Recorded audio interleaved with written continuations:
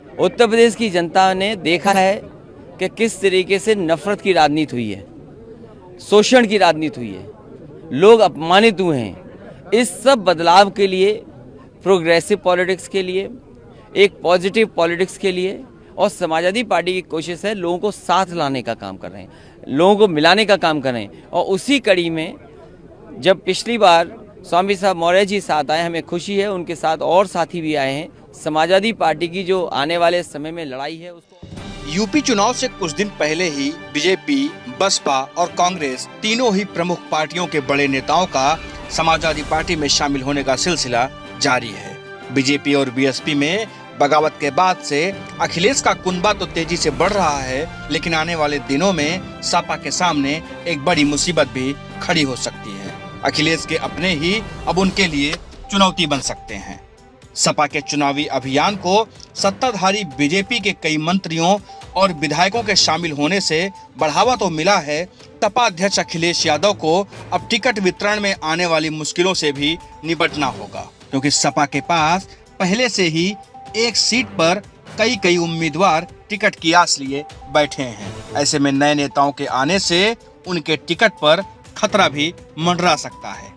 सहारनपुर जिले के नकुर विधानसभा क्षेत्र का एक उदाहरण लेते हैं। सपा में शामिल होने के लिए योगी आदित्यनाथ सरकार में मंत्री का पद छोड़ने वाले धर्म सिंह सैनी नकुर विधानसभा क्षेत्र से दूसरी बार विधायक हैं और आगामी चुनावों में इस सीट के लिए एक प्रमुख दावेदार भी हैं। वहीं इस सीट से कांग्रेस के पूर्व नेता इमरान मसूद भी दावेदार हैं। मसूद ने हाल ही में सपा में जाने के लिए कांग्रेस छोड़ दिया था। मसूद 2017 और 2012 के विधानसभा चुनावों में नकुर सीट पर सैनी के खिलाफ उपविजेता भी रहे हैं। इस हफ्ते की शुरुआत में अखिलेश से मिले मसूद भी इस सीट से सपा की टिकट की दौड़ में प्रमुख उम्मीदवार माने जा रहे हैं। सैनी और मसूद के अलावा कई स्थानीय सपा के पुराने नेता भी हैं जो नकुर से पार्टी के टिकट के दावेदार हैं। इनके इस दावे पर तथ्य इस तरह से आधारित है कि वे पार्टी के साथ रहे हैं और जमीनी स्तर पर समाजवादी पार्टी के लिए काम किया है। भले ही पार्टी सत्ता से बाहर न रही हो, वो लगातार समाजवादी पार्टी के साथ रहे हैं, लेकिन अब धर्म सिंह सैनी और इमरान मसूद के कारण उनका टिकट भी खतरे में पड़ रहा है। वहीं दूसरी ओर भाजपा से आई धर्म सिंह सैनी और कांग्रेस से आए इमरान मसूद के बीच भी टिकट को लेकर कांटे की टक्कर हो सकती है। इसके अलावा भी कुछ सीटों पर अखिलेश यादव को टिकट बंटवारे में खासी मुश्किलें होने वाली हैं। इसका एक दूसरा उदाहरण रायबरेली की ऊंचाहार विधानसभा सीट है।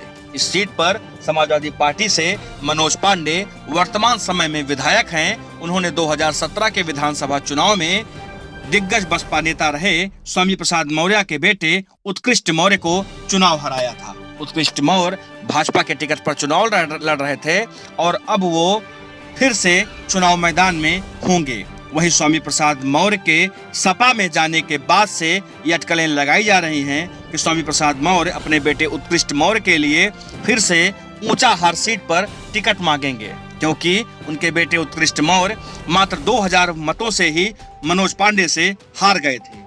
अब देखने वाली बात यह होगी कि समाजवादी पार्टी में कभी मंत्री रहे और बड़े ब्राह्मण चेहरे के रूप में जाने जाने वाले मनोज पांडे को लेकर समाजवादी पार्टी क्या विचार करती है, क्योंकि हाल ही में बसपा से आए कैबिनेट मंत्री रहे स्वामी प्रसाद मौर्य के बेटे उत्कृष्ट मौर्य की भी ये पसंदीदा सीट है। तो ऐसे में ये साफ साफ कहा जा सकता है कि दूसरे दलों से आने वाले नेता समाजवादी पार्टी का कुनबा तो जरूर बढ़ा रहे हैं। इससे विपक्ष के खेमे में खलबली भी है, लेकिन टिकट बंटवारे में अखिलेश यादव को खासी मुश्किलों का सामना भी करना पड़ सकता है। Bureau report, UP news.